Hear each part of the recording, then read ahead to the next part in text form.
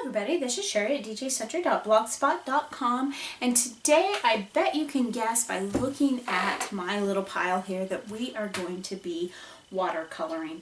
That is correct. I am so excited. This is the first one of the tags so far this year that I have actually done some stamping with. So I have some red ribbon here. Now, the other 9 tags that I made, I had different red ribbon, but I used the entire roll. It must have been a small roll, or it was a partially used roll or something. So for this last tag, the ribbon's going to have to be a little bit different, but I'll show you those tags at the end of the video so that you can see what those look like. Because I'm going to be watercoloring, I'm also using archival ink. I sometimes will use Memento Tuxedo Black. You could also use VersaFine, but you want something that's really permanent because you definitely don't want something that is going to, when it gets wet, bleed all over. So the archival ink will work really well for that. I have my koi watercolors here. Off camera I have my water brushes all set up and ready. The stamp I'm using is this Blue Night rubber stamp.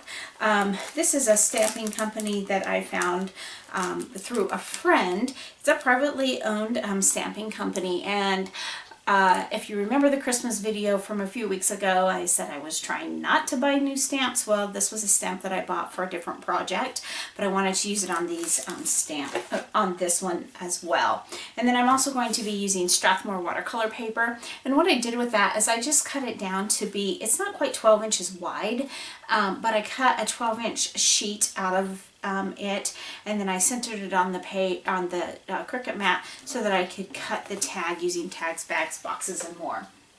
So I'm going to set that aside. Now I've already set up on my Tim Holtz board, and because the stamp is larger than the tag itself, you can see that I have made a little bit of a mess here. I'm not super worried about that because I think with the stamp cleaner it will come off.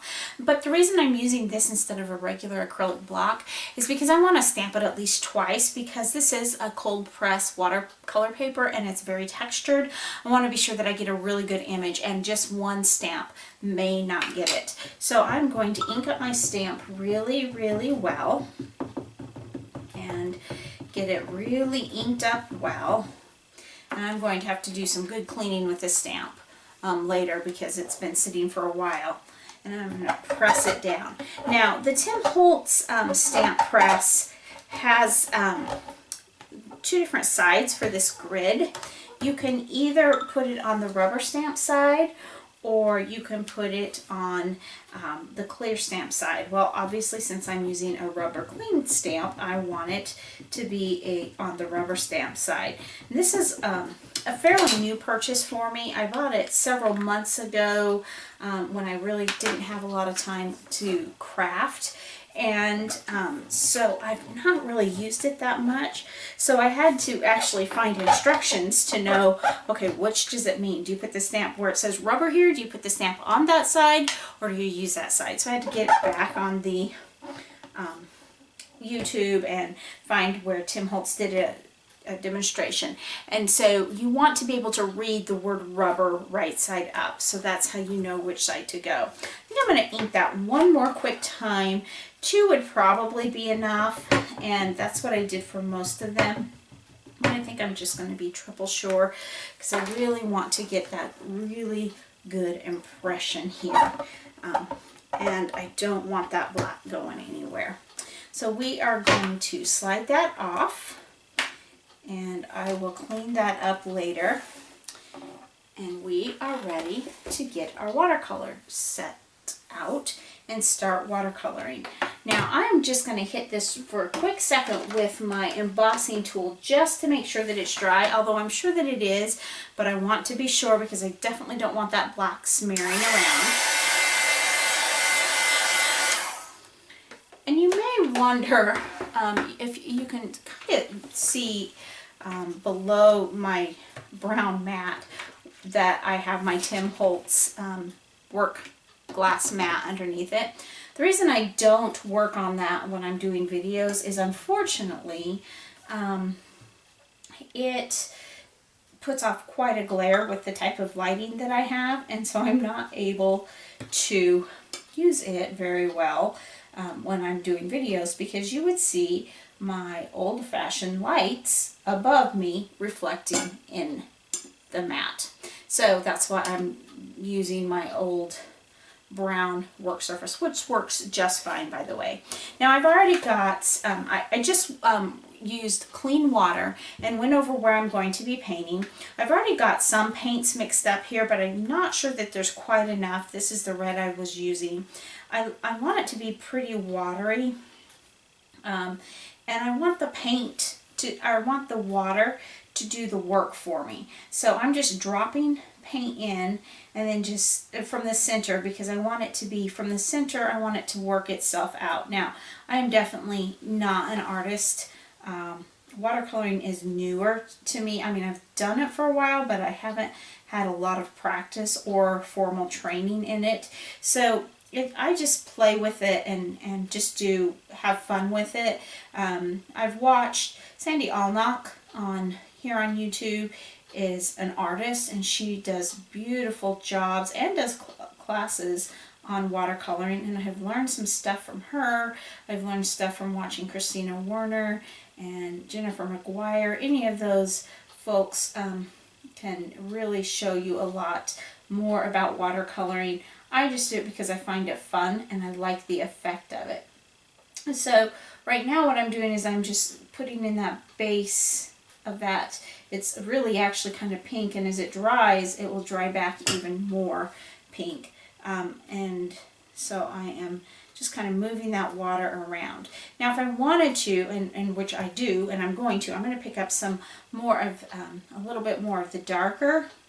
I'm going to just kind of go along those lines. Now, as you can see, I've got a lot of water movement in there. So even though I'm trying to direct it a little bit, I would need to kind of dab off some of that water to really be able to control it. But I really don't mind that at all, because I just kind of like that very natural, organic look that comes from it. So we're just going to let that be for a minute. Now you see that I got out of the lines there just a little bit, so I have a paper towel here, and I'll just kind of dab that because there is so much water. And then any place where I feel like I want to kind of pick up a little bit, I'll just kind of dab that there. And then I'm just going to kind of let that sit there as I move on to my next color. So clean off my brush a little bit. And my water is really dirty because I did all the other tags.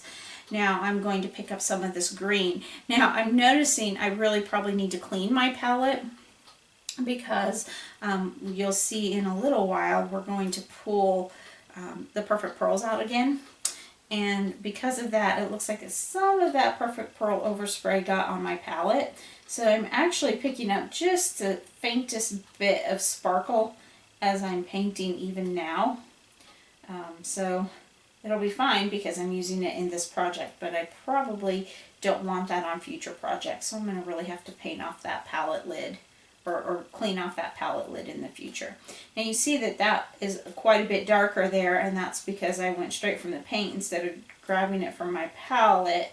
And it's actually, it probably would be fine if that's what I was going for all through the whole thing, but since it's not, I'm definitely going to want to clean some of that off. So I'm just going to, again, I'm going to dab that.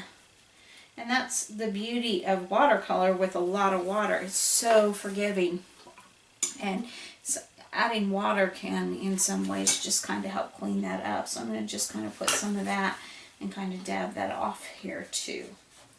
So now to clean my brush again, and I'm going to go back and I'm going to pick up some of this deep yellow that also is sitting on my palette. And there's probably enough on the palette without even going into the yellow. Again, it's really water. It's probably even a little bit more watery than what I should have made it. And I have to be really careful with this because with it being that watery, it very easily could flow into the red, and I definitely don't want that.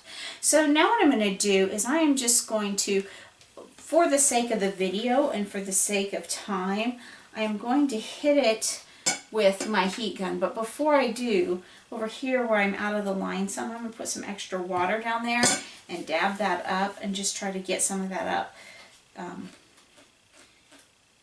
And yes, it went into the flour, but that's okay because I can fix that. So I'm going to dry it a little bit so then I can start adding a little bit more layers.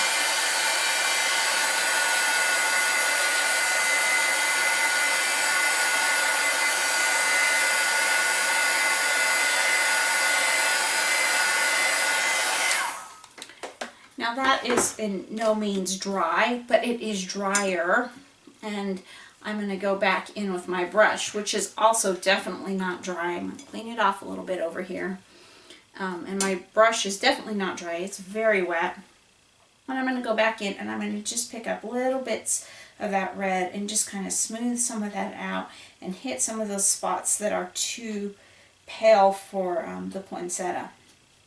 Obviously, poinsettias are a lot darker red than this, and I get that.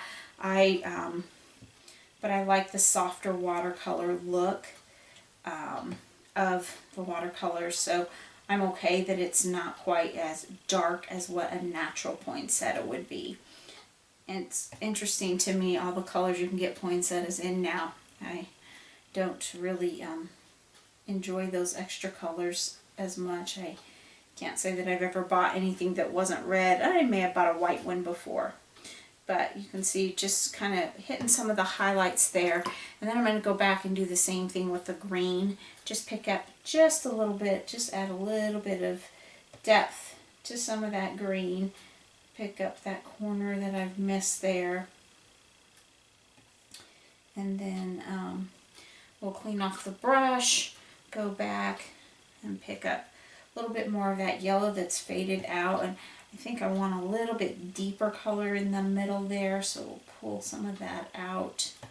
And then I forgot about that little edge that I missed the red in, and I definitely don't want to get too dark of red in there, but we definitely don't want to leave it either. So that pretty much is all I'm going to do with the flower itself.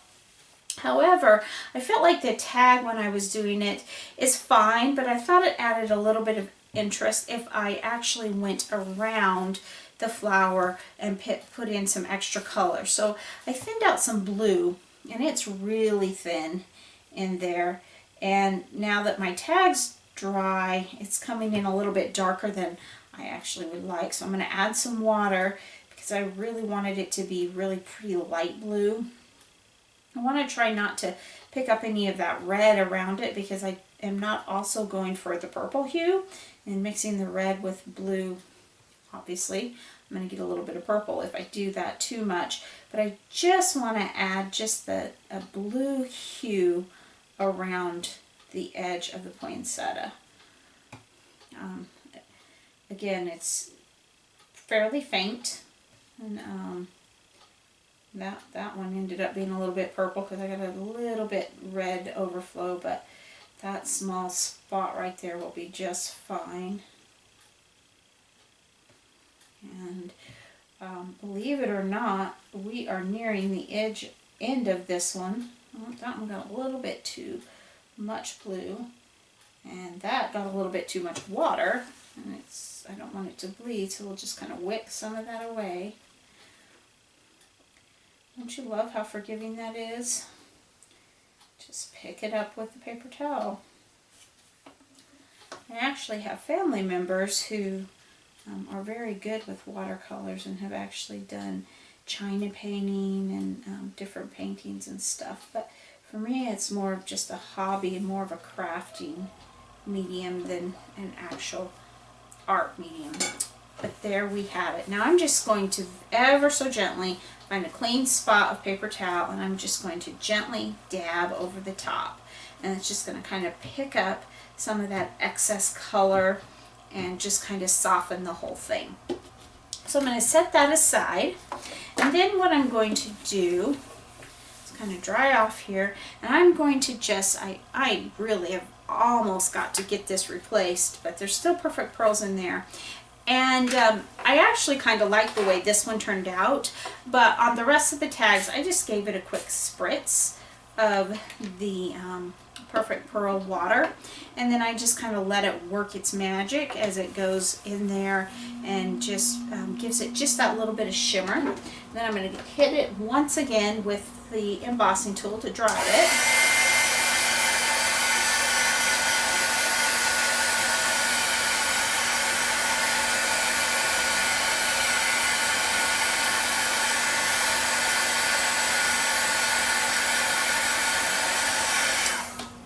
Now when I was doing the larger set of all of them, I actually did very little drying because it dried naturally.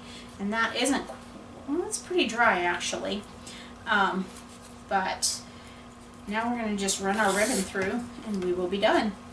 Again, this is much thicker ribbon, and the ribbon that I used on the other tags was definitely more dainty than this. But this will still be fine for this one tag, and I'll show you the others as I wrap it up. And I really struggled. You should see the piles of ribbon I got out trying to decide what ribbon am I going to use for this particular tag, because I wasn't sure I liked the red up against the blue background, but I didn't really like blue against it, and I did find some gorgeous blue ribbon, but there was nowhere near enough to do 9 tags. So I thought, nah, that's not going to work. So then I found this one, and we will just kind of make it work. Trim it up, trim it back, and there is our finished tag. Now the other one, here's another one that I did earlier, and you can see this ribbon much smaller. It's I think this is probably 3/4 of an inch ribbon. This is probably 1/2 inch ribbon, but it's kind of a two-tone ribbon with a very thin gold. I really thought it was pretty with it. So there we have our Christmas tag number 4. Now there's still time to enter the giveaway, so be sure and leave a comment below, and if you want to head on over to the blog, leave a comment there, and to enter for a chance to win a set of these tags. So thanks so much for stopping by today, and remember, take some time to enjoy the little things. Have a great day. Bye.